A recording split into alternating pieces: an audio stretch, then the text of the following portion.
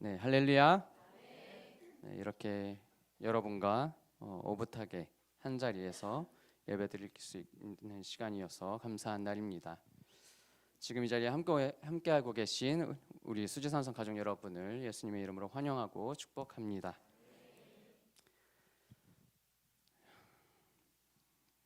네, 이제 이스라엘에서 사무엘이 선지자로 자리매김을 한 지 오랜 세월이 지났습니다.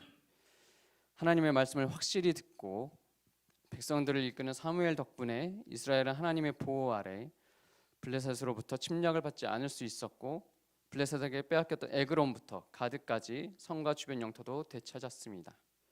주변 가나안 민족들과도 전쟁을 하지 않고 평화를 유지하며 지낼 수 있었어요. 백성들도 바알과 아스다롯 같은 우상들을 전부 버리고 하나님만을 섬기면서 이스라엘의 혼미했던 영적 상태는 질서를 잡아가는 듯 했습니다. 그렇게 계속 태평성대를 누릴 것 같던 어느 날, 사무엘에게 이스라엘의 장로들이 찾아옵니다. 장로들은 사무엘에게 다른 나라들처럼 우리에게도 왕을 세워 왕이 우리를 다스리게 해달라 요구하죠. 이러한 장로들의 요구는 사무엘의 마음을 굉장히 불편하게 만들었습니다. 장로들이 왕을 요구한 이유는 크게 세 가지였는데요. 첫 번째는 사무엘이 이제 늙었다는 겁니다. 한마디로 퇴물이 됐다는 거죠. 하나님이 함께하는 사무엘, 당신도 이제 늙었습니다. 이제 당신도 눈과 귀가 어두워질 날이 오고 있어요. 언젠가는 조상들에게로 돌아갈 날이 올 텐데 그때는 누가 우리를 이끌어 주겠습니까? 그래서 우리는 우리를 이끌어줄 왕이 필요합니다. 장로들이 왕을 요구한 두 번째 이유는 사무엘의 아들들이 사무엘과 같지 않다는 겁니다. 사무엘 당신은 하나님의 음성을 듣고 이스라엘을 하나님 앞에 정결하게 하고 외적들로부터 지켜내고 사람들의 송사를 공정하게 판결했습니다. 그런데 당신들의 아들들 요엘과 아비야는 당신과 같지 않습니다. 자신들의 이익을 위해 뇌물을 받고 불공정한 판결을 내리고 있어요. 그래서 우리는 당신을 이어 우리를 공정하게 판결해 줄 왕이 필요합니다. 장로들이 왕을 요구한 마지막 세 번째 이유는 다른 나라들처럼 되고 싶다는 거였죠. 왕이 있는 다른 나라들은 전쟁의 대군을 이끌고 나가 싸워서 승리하고 성벽도 금세 확장하고 도시를 이루면서 수로를 개발해 농사도 안정되고 운하를 만들어 무역도 하면서 편하게들 생활하는데 우린 이게 뭡니까? 블레셋이나 주변 가나안 민족들이 쳐들어오면 지파별로 싸움에 나가네 마네. 사무엘 당신 같은 사사가 없으면 오합지졸에 전략도 없고 대응도 늦잖아요. 가나안에 들어온 지가 300년이 흘렀는데 이렇게 단결력이 없으니 영토 확장도 힘들고 성벽 세우기도 어렵고 돌로 된 튼튼한 집도 못 짓고 집안별로 장막 지어 생활하는 것도 이제 지긋지긋합니다. 언제쯤 우리도 다른 나라들처럼 번지르르하고 편리한 생활을 누릴 수 있겠습니까? 그래서 우리는 다른 나라들처럼 우리를 부강하게 해줄 왕이 필요합니다.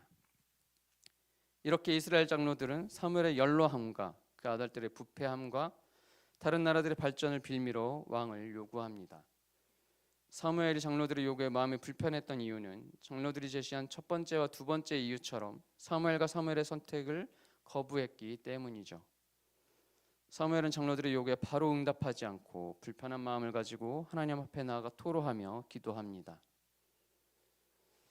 주 여호와여, 제가 여태 그들을 마음을 다해 하나님 한 분만 섬기도록 양육하고 온갖 송사를 중재해주며 블레셋으로부터 힘써 지켜냈는데 이제 와서 저를 마다하고 있습니다. 이제 저는 늙었고 제 아들들은 믿지 못하겠다고 차라리 왕을 세워달라고 합니다. 어떻게 이럴 수가 있습니까? 토사구팽이나 마찬가지 아닙니까? 그렇게 하나님 앞에 비참한 심정을 토로하는 사무엘에게 하나님께서 차분한 목소리로 응답하십니다.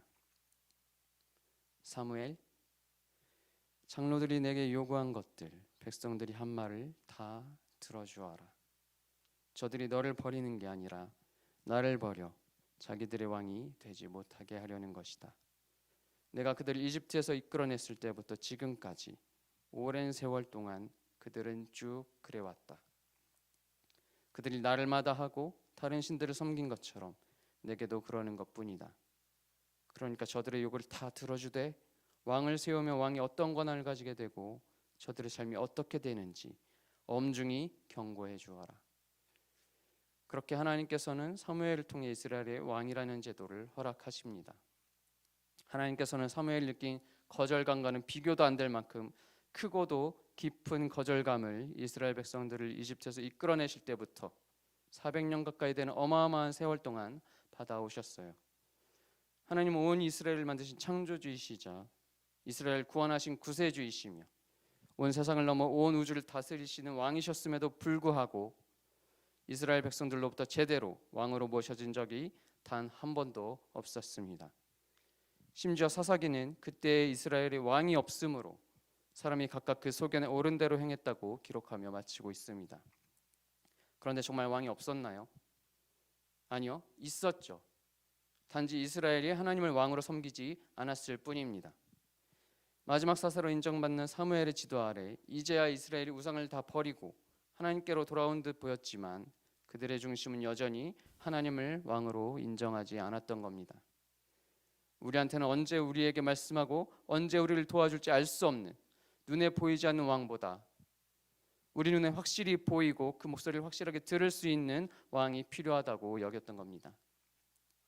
이제 이스라엘은 사사의 지도 아래 지파별로 자기 소견대로 행하느라 오합지졸 같은 약한 결집력을 극복하고 왕의 강력한 통솔력 아래에서 결집력을 강화해 밖으로는 외세에 대항하고 안으로는 부국강병을 이루겠다는 야욕에 불타오르게 됩니다. 그런데 여러분, 하나님께서 이스라엘의 이러한 흑심을 모르셨을까요? 하나님께서는 이스라엘의 이러한 배은망덕한 속셈을 진즉 예측하시고 알고 계셨습니다. 단지 이들이 왕을 요구하는 시기가 언제일까가 문제였죠. 신명기 17장 14절부터 15절입니다. 내가 내 하나님 여호와께서 내게 주시는 땅에 이르러서 그 땅을 얻어 거할 때에 만일 우리도 우리 주위의 열국같이 우리 주위에 왕을 세우리라는 뜻이 나거든 반드시 내 하나님 여호와의 택하신 자를 내 위에 왕으로 세울 것이며 내 위에 왕을 세우려면 내 형제 중에서 한 사람으로 할 것이요 내 형제 아닌 타국인을 내 위에 세우지 말 것이며. 아멘.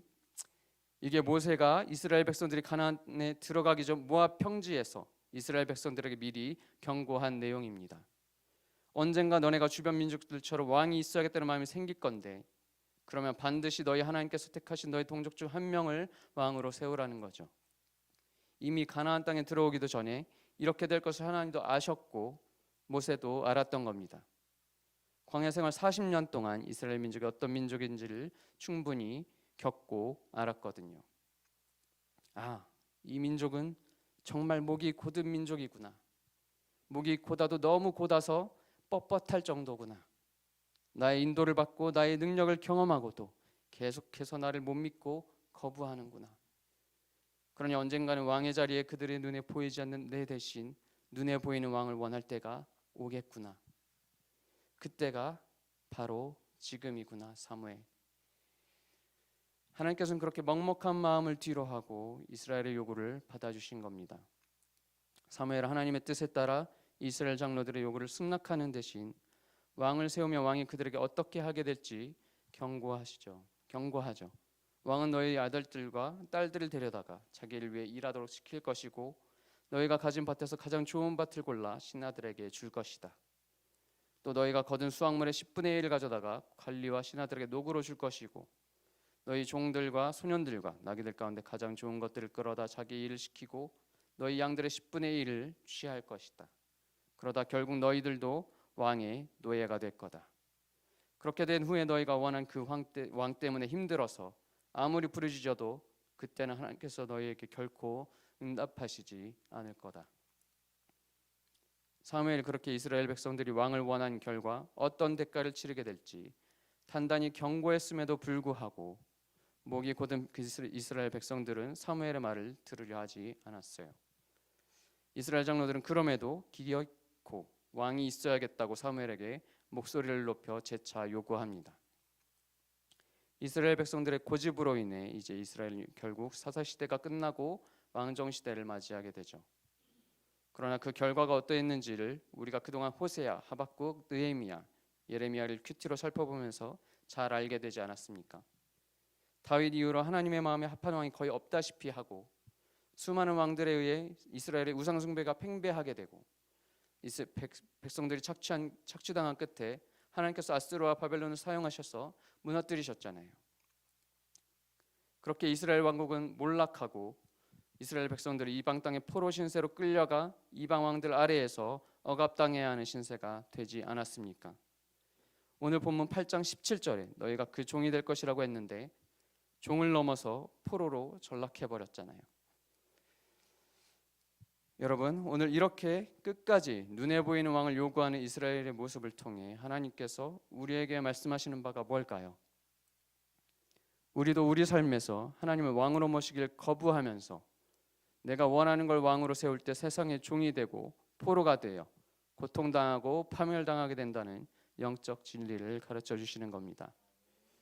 그렇다면 우리가 살면서 세상의 종이 되는 고통을 피하고 파멸당하는 길을 피해 하나님을 진정 왕으로 모시면서 평안하게 살기 위해서는 어떻게 해야 할까요? 오늘 본문 속 이스라엘 장로들의 모습 속에서 두 가지만 찾아서 함께 살펴보겠습니다. 첫 번째, 화면을 보시면서 다 함께 읽겠습니다. 시작. 삶이 불안할 때 예수님을 왕으로 선포하라. 아멘. 우리는 삶이 불안할 때 예수님을 왕으로 선포해야 합니다. 5절 전반절입니다. 그에게 이르되 보소서 당신은 늙고 당신의 아들들은 당신의 행위를 따르지 아니하니. 이스라엘이 하나님의 통치 대신 눈에 보이는 왕의 통치를 받기를 원하게 된 데에는 그들의 삶이 어떤 불안을 느끼고 있었기 때문입니다. 자신들을 인도해주는 사무엘은 늙었고 사무엘의 뒤를 이어 하나님의 말씀에 따라 자신들을 인도해줘야 할 그의 아들들은 사무엘과 달리 부패했기 때문이었죠. 한마디로 더 이상 사무엘을 믿을 수 없고 사무엘이 선택한 그의 아들들도 믿을 수 없다는 겁니다. 사실상 그건 표면적인 빌미에 불과해요. 그 깊은 이면에는 눈에 보이지 않는 하나님의 섭리와 다스림을 신뢰하고 의지하기가 어렵다는 본심이 깔려 있습니다. 장로들이 왕을 요구하는 시점에는 사무엘의 사역과 통치로 인해 평화를 누리고 있었습니다. 하나님께서 사무엘을 통해 이스라엘 백성들을 잘 돌보고 계셨던 때였죠. 사무엘이 늙어 죽거나 혹은 사무엘의 아들들이 사사로서 불의하게 행한다 해도 하나님께서는 다른 누군가를 사사로 부르셔서 이스라엘을 충분히 다스리실 수 있었습니다. 그럼에도 이스라엘의 장로들은 하나님의 섭리로 세워질 사사를 기다리지 못하고 사사를 통해 이루어질 하나님의 통치를 신뢰하지 못했습니다. 언제 어디서 나타날지 모르는 사사보다는 확실히 정해진 체제를 통해 왕을 세우고 왕을 통해 주변 민족들의 침략에 빠르게 대응하며 평화를 유지하고 민족의 미래를 계획해 나가기를 원했어요. 하나님의 뜻대로가 아니라 자신들의 뜻대로 평화로운 미래를 만들어가고자 한 거죠. 이스라엘의 장로들처럼 우리도 살면서 불안을 느끼게 될 때가 있습니다. 지금 내 삶에 하나님이 함께 하시는 것 같지 않고 하나님이 일하시는 것 같지 않을 때가 있죠. 재정 상태도 불안정하고 하는 일도 마땅치 않고 되는 일도 없고 관계는 점점 단절되고 건강도 잃고 마치 세상에서 나 혼자 고립되고 정체되어 있거나 뒤처지는 것처럼 느껴질 때, 좀처럼 내 삶에 아무것도 보이지 않을 때, 내 삶에 미래가 있을 것 같지 않을 때, 그럴 때 우리는 내 삶에 역사하시는 하나님의 섭리를 기다리지 못하고 눈에 보이는 무언가를 찾아 의지하려고 합니다. 어떻게든 돈을 벌어보려고 투잡, 쓰리잡을 뛰거나 또는 건강하지 못한 방법으로 수익을 얻을 방도를 찾기도 하죠. 불안감을 잊게 해줄 미디어나 이런저런 유흥거리를 찾기도 하고 온갖 인맥에 의지해 기회를 얻어보려고 하거나 그렇게 하면서 불안감을 해소해줄 무언가를 찾습니다. 그게 있으면, 그걸 해두면 내 삶에 뭔가 보일 것 같다, 내 삶에 미래가 있을 것 같다 생각돼서 매달리고 무리를 하게 됩니다. 그러나 거기서 바로 그 지점에서 멈춰서 더 멀리 가기 전에 예수님이 나의 왕이심을 선포하십시오. 내 삶의 주인은 예수님이시다. 내 삶은 예수님이 다스리고 계신다. 예수님이 나의 왕이시다. 이렇게 스스로에게 선포하며 내 삶에 일하고 계시는 예수님을 신뢰합시다. 그 선포가 우리를 사로잡은 불안감을 떨쳐내고 우리의 영과 마음을 하나님의 통치 가운데로 다시 되돌려 놓을 겁니다. 제 삶은 불안의 구렁텅이에 놓여 있었습니다. 중학교 들어가면서 기울어버린 집안 사정으로 인해서 저는 나처럼 무능한 사람은 성인이 돼서 자칫하면 노숙자가 될지도 모른다. 그런 생각이 마음속에 늘 자리 잡고 있었어요. 그렇게 불안감을 안고 성인이 되어서 대학 졸업과 동시에 가족들로부터 독립을 하게 됐습니다. 아버지 어머니가 교회를 지방에 개척하시면서 직장 생활을 위해 자연스레 저는 서울에 남게 된 거죠. 전공에 맞춰 직장 생활을 했지만 자리 잡기가 쉽지 않았습니다. 직장 생활 중에 예수님을 인격적으로 만나고 방향을 틀어서 기독교 애니메이션 회사에서 일하게 되면서 정말 어렵게 생활을 하게 됐습니다. 나이는 30 초반인데 급여는 한 달에 80만 원을 받으면서 지냈어요. 방향을 틀기 전엔 한 달에 150, 200은 받았는데 거의 반토막이 나버린 거죠. 그러다 보니까 월세 35만 원 내고 교통비, 통신비 이런 온갖 고정 지출비를 지출하고 나면 남는 게 별로 없었습니다. 그렇게 사니까 나이는 먹었는데 결혼하고 가정을 이루는 게 불가능해 보이는 거예요. 세상에 어느 누가 나처럼 이렇게 경제적 능력이 없는 남자를 만나겠다고 하겠나. 그런 생각에 자신감도 없었고 미래를 그릴 수가 없더라고요. 그려지지가 않았어요. 그렇게 7년을 생활했는데 나름 희생하며 헌신했던 회사가 별다른 성과 없이 폐업을 하게 되고 그 뒤로 이직해서 다니게 된 회사는 또 1년 뒤에 폐업을 하고 할 수 없이 실직자가 됐습니다. 그렇게 30대가 다 지나가 버렸어요. 그런 상황 속에서도 낙심하고 좌절할 때도 많았지만 불안한 삶 속에서 예수님만큼은 놓지 않고 하나님 아버지의 도움 없이 저는 살아갈 수 없다고, 아버지가 해주시지 않으면 저는 길이 없다고 울고불고 매달리면서 어떻게든 하나님이 제 삶을 다스려 주시길 구하면서 하루하루를 보냈습니다. 그때 당시 제 신앙생활의 우선순위는 순종에 있었어요. 그렇게 하루하루 지내오다 보니까 그때 당시엔 도저히 그려지지 않던 그 미래를 지금 이렇게 살아가고 있더라고요. 다행히 노숙자도 되지 않았고요. 지금 제가 누리고 있는 그 모든 것들이 정말 하나님 아버지가 은혜로 제 삶에 개입해 주셔서 도와주시지 않았다면 누릴 수 없는 것들이라고 저는 생각합니다.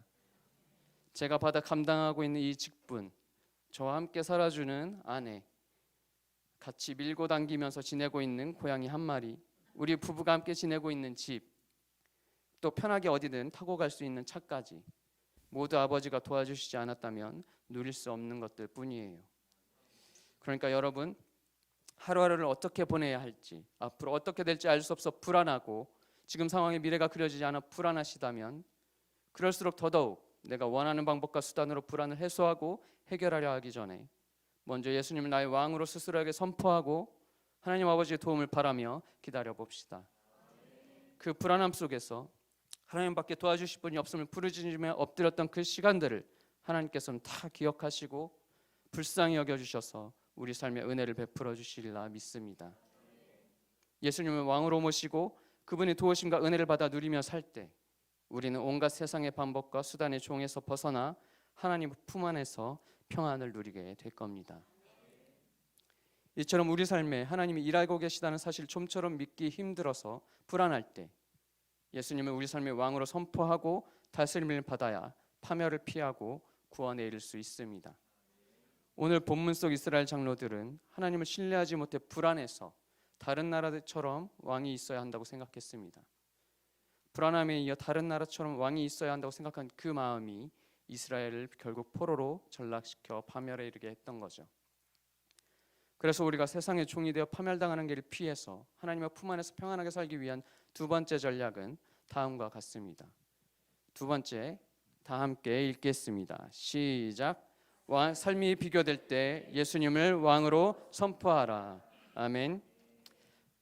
삶이 비교될 때 예수님을 왕으로 선포해야 합니다. 다시 5절, 이번에는 후반절입니다. 열방과 같이 우리에게 왕을 세워 우리를 다스리게 하소서 한지라. 이스라엘이 하나님 대신 왕을 세워주기를 원했던 또 다른 이유는 그들이 열방과 같이 주변의 다른 나라들처럼 되고 싶은 마음이 생겼기 때문입니다.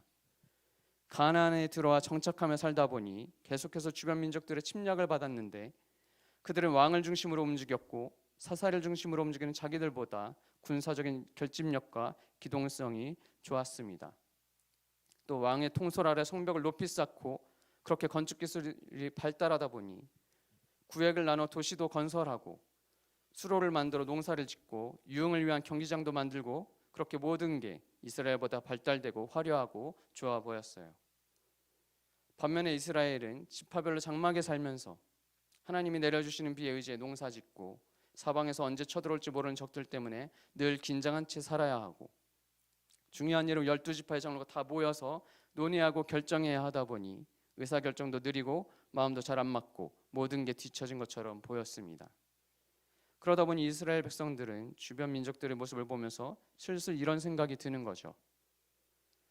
우리도 왕이 있었으면 우리도 블레셋의 침략에 빠르고 강력하게 대응할 수 있었을 텐데, 우리도 벽돌로 단단한 집을 짓고 안락하게 살 수 있을 텐데, 더 이상 비를 기다리지 않고 마음껏 밭에 물을 대서 농사 지을 수 있을 텐데, 언제까지 사무엘을 통해 하나님의 말씀에 따라 살면서 이렇게 볼품없는 장막 생활을 해야 하는 거지? 이스라엘은 이렇게 자기들과 다른 민족들을 비교하게 되면서 점차 하나님의 인도와 보호를 받는 자신들의 삶에 만족하지 못했습니다. 천수답 인생이 복된 줄 모르고 다른 나라들처럼 화려하고 발달된 성과 도시 안에서 안락하고 편안하고 여유롭게 살고 싶어 자기들이 원하는 방향으로 나라를 통솔해 나라를 건설할, 그렇게 해줄 왕이 필요했던 거죠. 우리도 세상에 살면서 견물생심이라고 세상 사람들이 소유하고 누리고 있는 것들이 탐날 때가 있습니다. 살면서 이 정도는 있어야지 하는 것들, 내 나이의 연봉이 이 정도는 돼야지, 우리 식구들이 살려면 적어도 이 정도 평수의 아파트는 있어야지, 늙어서 고생 안 하려면 적어도 통장에 이 정도 여유는 있어야지, 이 정도 자산은 있어야지, 우리 애가 그래도 이 정도 학교는 다녀야지, 차도 이 차는 타고 다녀야지. 그렇게 다른 사람들은 이 정도 가지고 있으니까 나도 그 정도는 있어야 편하고 멋있고 노후가 보장되겠지 하면서 비교하다가 그만큼 가지지 못하면 우울해하거나 마음이 상하기도 하죠. 그만큼 갖추기 위해서 야근에 추가 근무까지 마다하지 않고 온갖 부업과 투자의 시간을 사용해가면서 점차 마음도 몸도 거기에 매여갑니다. 소유가 나를 위해 있는 건지 내가 소유를 위해 있는 건지 모를 지경이 됐을 때는 이미 하나님과의 관계도 너무 멀어지고 삶의 의미도 기쁨도 그 어떤 보람도 없이 마음은 텅 빈 채 웃는 얼굴로 가면을 쓰고 살고 있죠. 그렇게 되기 전에 세상을 보고 또 지인들을 보며 비교감이 들 때 예수님이 나의 왕이심을 선포해야 합니다. 예수님이 나의 왕이시다. 나는 예수님과 함께한 상속자다. 예수님은 나의 보배요 유일한 만족이시다. 이렇게 스스로에게 선포하며 내 삶의 보아이시며 공급자이신 예수님을 신뢰하고 바라봅시다. 그 선포가 우리 안에 또아리를 튼 탐심과 탐욕을 몰아내고 우리의 영과 마음을 정결케 해서 하나님의 통치 가운데 거하게 할 겁니다. 저도 예전에 그렇게 불안하고 앞이 보이지 않던 시절을 통과해 오면서 하나님께서 제가 살아갈 수 있도록 많은 걸 베풀어 주셨는데 요즘 들어 자꾸 세상 것들이 탐이 납니다. 하나님이 보내주신 집에서 살면서 이제 결혼도 하고 가족이 생기니까 집이 조금은 더 넓었으면 좋겠다. 가족을 위해서 차도 조금은 더 크고 단단했으면 좋겠다. 그런 생각들이 제 마음을 괴롭힙니다. 돌이켜보면 한창 앞이 보이지 않던 시절에는 오히려 외투 한 벌에 바지 두 벌밖에 없었어도 추울 때 입을 외투가 있고 번갈아 입을 수 있는 바지가 있다는 사실에 감사하고 행복해 했었는데 지금은 너무 가진 게 많아진 것 같아요. 가진 게 많아서 배가 부른 것 같습니다. 또 여러 가지로 능력이 부족한 부분이 제가 많다 보니까 다른 사람들을 보면서 부러워하고 스스로를 질책할 때도 참 많습니다. 지난주 금요일에 행정실에서 저희 사역자들끼리 큐티하면서 제가 그런 나눔을 했거든요. 그날 본문이 엘리 제사장이 전쟁에서 언약궤를 빼앗겼다는 소식을 듣고 비둔한 몸 때문에 의자에서 떨어지면서 목이 부러져 죽는 장면이었는데 그 본문 해설 두 번째 단락 질문이 내가 영육간에 나태해져 비대해진 부분은 어디입니까? 라는 질문이었습니다. 이 질문을 가지고 나눴어요. 저는 그 질문을 보고 제 삶을 돌아보는데 예전에 제가 좋아했던 그 이병률 시인이라는 분의 수필집에서 읽었던 글귀가 생각나더라고요. 사랑하기에는 조금 가난한 것이 낫고 사랑하기에는 오늘이 다 가기 전이 좋다. 이 글귀 앞에 하나님을 붙이면 딱이더라고요.